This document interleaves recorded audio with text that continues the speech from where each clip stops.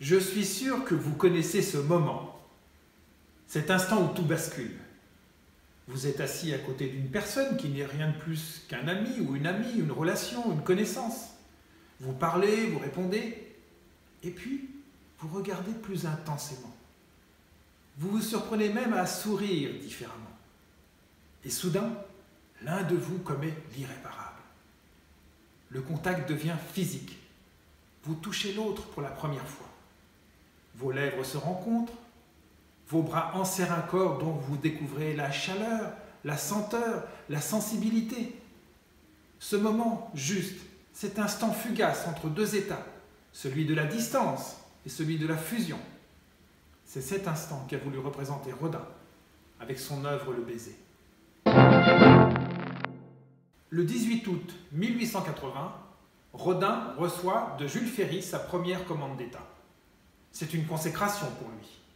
Jusqu'ici, sa carrière a plutôt été marquée par les échecs et le scandale. Il a ainsi raté 3 fois le concours d'entrée aux Beaux-Arts de Paris. Et avec L'Âge d'airain, il a livré une sculpture tellement impressionnante que le jury l'a accusé d'avoir fait un moulage sur un modèle vivant. Sa commande est prestigieuse. Il s'agit de réaliser la porte du futur musée des arts décoratifs de Paris. Rodin revient d'Italie. Son vocabulaire esthétique emprunte donc beaucoup à Michel-Ange. Mais il a aussi en tête de réaliser une œuvre à l'égal de la porte du paradis de Ghiberti à l'entrée du baptistère Saint-Jean de Florence. La porte du paradis de Ghiberti aura donc son pendant, la porte de l'enfer de Rodin. Cette porte va devenir le réservoir d'œuvres dans lequel Rodin puise ses sculptures. Le poète Dante Alighieri, qu'il représente en haut, observant les damnés, devient le penseur, symbole de la puissance créatrice de l'artiste. Ces deux personnages vont devenir la sculpture « Je suis belle ». Et cet autre couple, en bas du pilastre de droite, se métamorphose en une célèbre sculpture. Rodin a choisi le thème de l'enfer car il a toujours dans sa poche un exemplaire de la Divine Comédie de Dante Alighieri. À l'origine, il veut représenter 2 personnages de la Divine Comédie, les amants maudits, Paolo et Francesca. Francesca da Rimini est mariée avec Giovanni Malatesta. Un jour, le frère du mari, Paolo, vient lire à Francesca les aventures de Lancelot. La suite, c'est Francesca qui la raconte à Dante.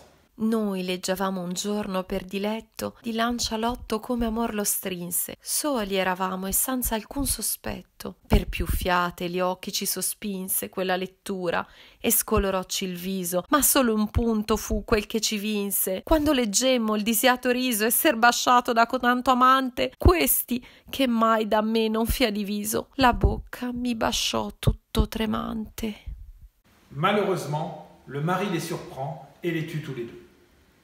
Envoyés en enfer, ils se tiennent au bord de l'abîme, secoués par un éternel ouragan. C'est là que Dante et Virgile les rencontrent avec les autres condamnés pour luxure. Rodin choisit de représenter les 2 amants non pas quand ils sont en enfer, mais quand ils cèdent à la tentation. Mais il réalise vite que cette scène sensuelle cadre mal avec les personnages torturés. Il se décide alors pour une œuvre individuelle qu'il appelle Francesca da Rimini. Et ce sont les critiques d'art qui vont lui donner son nom définitif, Le Baiser. Rodin est un sculpteur, mais c'est surtout un modeleur. Il travaille la terre glaise à la main et conçoit ses modèles à petite échelle. Puis ce modèle est moulé pour obtenir une version en plâtre.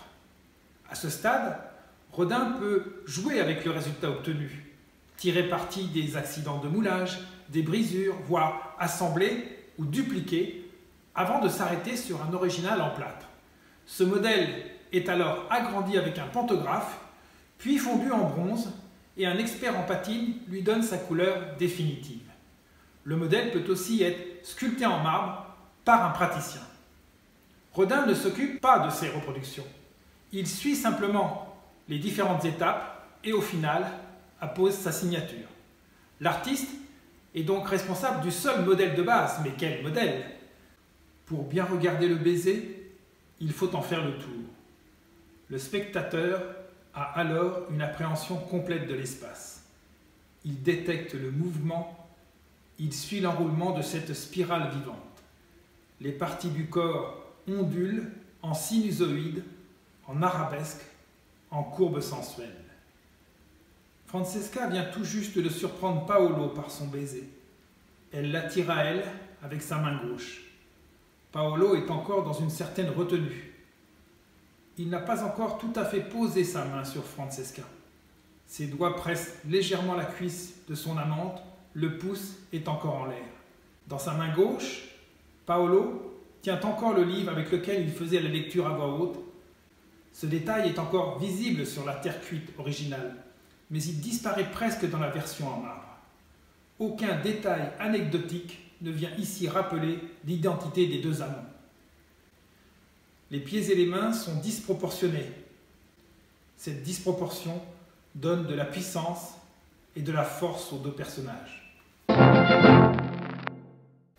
Le baiser, c'est d'abord la représentation d'un couple illégitime. Les vrais Paolo et Francesca payent de leur vie leur emportement.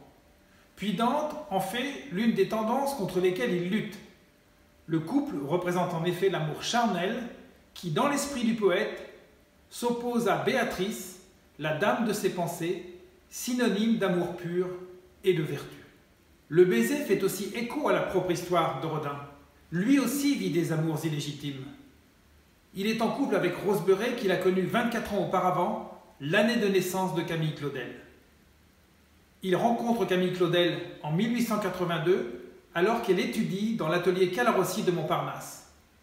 Il l'intègre l'année suivante dans son atelier parisien, ils deviennent amants et leur union se traduit par une symbiose artistique. Bien qu'il ait commencé cette œuvre avant de connaître Camille Claudel, celle-ci influence sa démarche. Sa présence modifie le regard que Rodin portait sur la femme, qui prend désormais une place prépondérante dans l'œuvre du sculpteur. Il s'autorise maintenant une exploration et une représentation très suggestive du corps féminin. Cette œuvre consacre aussi le triomphe du mouvement. Pour Rodin, le mouvement, ce n'est pas un instant saisi comme sur les photos stroboscopiques ou sur les statues grecques. C'est une transition d'une attitude à une autre. Un mouvement qui se termine pendant qu'un autre s'esquisse déjà. Ce qui intéresse Rodin, c'est le mouvement pur, absolu, intemporel. Ici, le désir soudain libéré rapproche les deux corps et les entraîne dans une spirale sensuelle.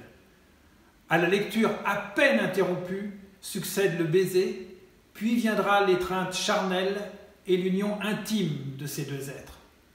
Au fond, Rodin rend tout simplement la vie à la sculpture. Comme pour L'homme qui marche, son autre accomplissement, le baiser de Rodin, c'est l'humanité en mouvement. La Tate Gallery de Londres possède une version assez originale du baiser de Rodin. En effet, elle a été commandée en 1900 par un milliardaire excentrique, William Perry Warren, et le contrat de cette commande spécifiait que le sexe de l'homme devait être sculpté à la manière des Grecs, c'est-à-dire bien visible et non pas pudiquement caché comme c'était le cas dans les versions acceptées par les musées. Ce qui nous amène à la question que tout le monde se pose en regardant le baiser de Rodin.